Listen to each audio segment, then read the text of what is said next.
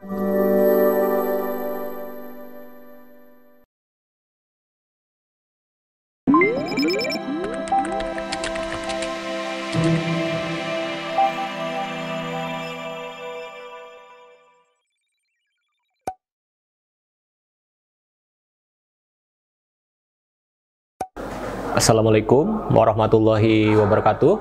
Bertemu dengan saya kembali di mata kuliah hukum pidana pada pertemuan 4. Pada pertemuan 4 ini kita akan membahas tentang tindak pidana. Setelah kemarin kita membahas tentang konsep azas-azas yang ada di dalam Kitab Undang-Undang Hukum Pidana, dan sebelumnya tentang konsep azas legalitas di dalam konsep Kitab Undang-Undang Hukum Pidana, maka hari ini kita akan mulai mengaplikasikan terhadap tindak pidana di dalam Kitab Undang-Undang Hukum Pidana.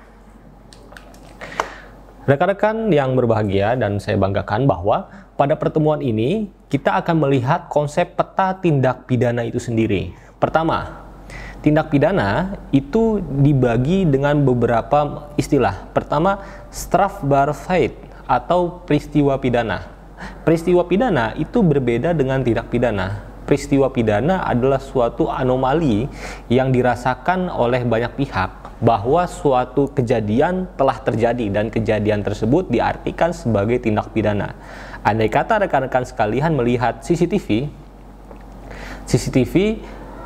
lalu di dalam CCTV tersebut tergambarlah suatu fenomena kejadian di mana ada orang yang mencoba menggunakan kunci letter T dalam membobol kendaraan sepeda motor, maka itu disebut sebagai peristiwa pidana. Selanjutnya adalah strafbaarhandeling. Strafbaarhandeling digunakan oleh para sarjana sebagai suatu istilah dari perbuatan pidana. Perbuatan pidana. Kembali kita mencontohkan tentang CCTV tadi. Kita mencontohkan CCTV. Ketika kita melihat suatu gambaran di mana ada seorang pria misalnya atau seseorang menggunakan kunci letter T membobol motor seseorang untuk dicuri, maka yang kita lihat di CCTV adalah suatu peristiwa pidana. Sementara perbuatan pidana adalah perbuatan yang dilakukan oleh pelaku tersebut ketika menggunakan kunci letter T untuk melakukan pencurian kendaraan sepeda motor, sehingga dipisahkan dalam konsep peristiwa pidana dan perbuatan pidana itu sendiri. Sementara ada criminal act. Di dalam konsep ini, perbuatan kriminal itu belum tentu dikatakan sebagai suatu strafbaarhandeling atau perbuatan pidana. Kenapa? Karena di dalam konsepnya ada berbagai macam perbuatan anomali yang tidak diadopsi dalam Kitab Undang-Undang Hukum Pidana. Oleh karenanya, criminal act itu menjadi konsepsi tersendiri untuk menjadi kajian apakah perbuatan tersebut bisa dipertanggungjawabkan, atau kalau bisa dipertanggungjawabkan seperti apa. Nah, disinilah konsep tidak ada pidana tanpa kesalahan di pertemuan ketiga sebelumnya itu digunakan. Kesalahan adalah sesuai dengan instrumen regulasi yang ada. Kita jadi menggunakan tolak ukur kesalahan dari sana. Rekan-rekan sekalian, strafbaarheid itu memiliki 3 pemisah. Pertama, straf yang berarti hukum, bar dikatakan sebagai dapat atau bisa, fight itu adalah dipidana. Strafbaarheid, suatu pidana hukuman yang diregulasikan. Rekan-rekan sekalian, ketika kita menggunakan konsep peristiwa dan konsep perbuatan pidana, tentulah akan terjadi ketumpang tindihan ketika kita akan berhadapan dengan berbagai macam instrumen lain. Baik instrumen dari konsep anomali suatu perbuatan yang belum diatur dalam Kitab Undang-Undang Hukum Pidana dengan instrumen anomali dari perbuatan yang diatur di dalam Kitab Undang-Undang Hukum Pidana itu sendiri. Oleh karenanya, para ahli bersepakat menggunakan istilah delictum. Delik. Kenapa? Karena delik itu bersifat universal. Bersifat universal dan hanya diakomodir oleh konsep pidana. Tentu delik itu pidana. Selanjutnya, ekonomis, karena lebih singkat dan praktis, serta menghindari ketumpang tindihan pengistilahan dengan konsep yang lain. Selanjutnya, tidak menimbulkan kejanggalan. tidak menimbulkan kejanggalan. Misalnya kalau kita memisahkan antara peristiwa pidana dan perbuatan pidana, strafbar void dan strafbar handling, tentu kita akan tertukar ketika kita memperhatikan CCTV contohnya. Ada seorang yang sedang ingin melakukan pencurian sepeda motor, lalu kita memisahkan antara peristiwa pidananya lalu dengan perbuatan pidananya, tentu akan terjadi ketumpang tindihan. Ketumpang tindihan itulah yang akan diatasi dengan pengistilahan delictum dan memiliki arti dan pengertian yang kompleks selama masih dalam konsep hukum pidana. Selanjutnya, rekan-rekan sekalian, di dalam konsep delictum dikenal juga dengan unsur-unsur tindak pidana. Unsur-unsur tindak pidana ini menjadi wajib untuk diketahui ketika kita ingin menetapkan atau ingin mensejajarkan antara apakah suatu perbuatan yang dilakukan dengan regulasi yang ada itu benar-benar klop atau pas untuk terjadinya suatu pertanggungjawaban pidana.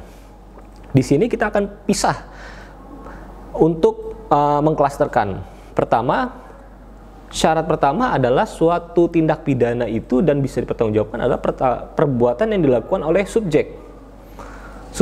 Subjek ini bukan hanya manusia, tapi badan hukum, sebagaimana perluasan yang telah terjadi. Selanjutnya adalah kesalahan. Kesalahan yang sebagaimana telah diceritakan atau diajarkan pada pertemuan sebelumnya, tidak ada pidana tanpa kesalahan.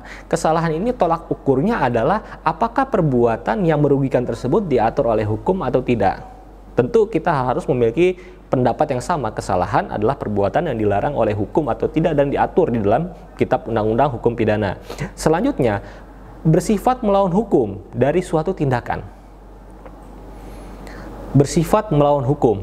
Oke? Bersifat melawan hukum.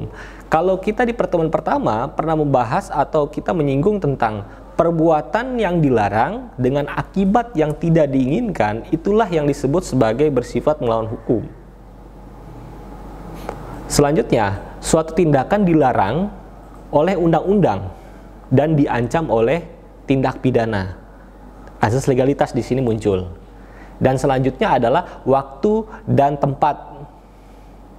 Waktu dan tempat. Ini adalah unsur-unsur tindak pidana yang telah dikemukakan dalam pertemuan sebelumnya di konsep azas legalitas.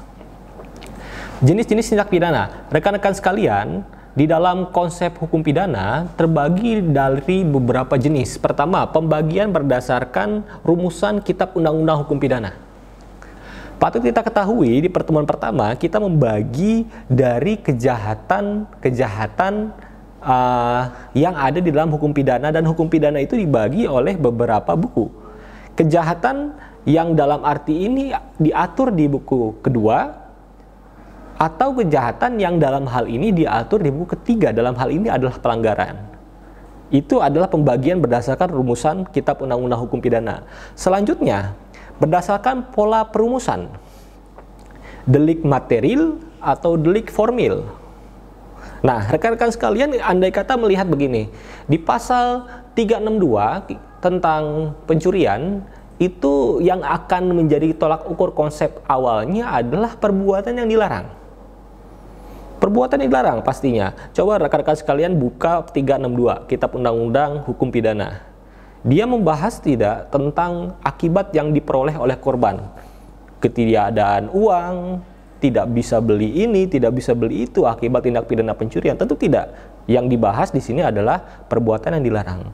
Sementara delik formil itu adalah delik material itu adalah akibat yang tidak diinginkan.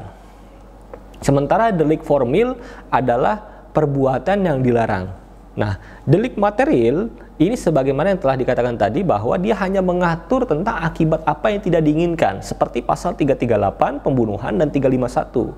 Pembunuhan yang menjadi konsep utama di 338 dan penganiayaan, hasil penganiayaan yang menjadi konsep utama di pasal 351. Sementara di delik formil di 362 hanya perbuatan mencuri yang dilarang, tidak akibat yang diatur. Selanjutnya, berdasarkan bentuk kesalahan, ada dolus, sengaja, culpa, tidak sengaja, yang nanti akan kita bahas di pertemuan selanjutnya. Selanjutnya, berdasarkan tempo waktu, apakah kejahatan tersebut dilakukan seketika atau berkepanjangan. Seketika mengakibatkan yang suatu hal yang dilarang, atau berkepanjangan membutuhkan proses panjang sehingga akibat yang dilarang itu cepat atau lambat akan terjadi. Contoh semisal pembiaran. Pembiaran orang lain yang membutuhkan pertolongan misalnya. Tidak memberikan pertolongan tapi tidak langsung membunuh. Misalnya dia membutuhkan makanan, dia membutuhkan obat, namun dia tidak langsung melakukan kejahatan, dia hanya membiarkan. Itu disebut sebagai berkepanjangan. Selanjutnya, berdasarkan kualitas subjeknya. Apakah kejahatan yang dilakukan oleh subjek yang komunal, kejahatan yang bisa dilakukan oleh semua orang, ataukah propria, kejahatan yang hanya bisa dilakukan oleh seseorang yang memiliki kualitas tertentu. Kualitas tertentu, misalnya tindak pidana korupsi kan hanya orang-orang yang memiliki kualitas tertentu. Kalau tindak pidana pencurian biasa itu semua orang sudah memiliki potensi, misalnya kejahatan itu memiliki potensi untuk dilakukan oleh siapapun tanpa memiliki kualifikasi tertentu. Selanjutnya, hak pemberitahuan kepada aparat. Di sini rekan-rekan sekalian akan melihat delik laporan dan delik aduan. Selanjutnya, kepentingan hukum yang dilindungi. Warga negara dan negara, misalnya delik makar itu kan negara tuh. Nah, sementara kejahatan biasa seperti pembunuhan dan penganiayaan itu kepentingan hukum warga negara yang sifatnya individualistik.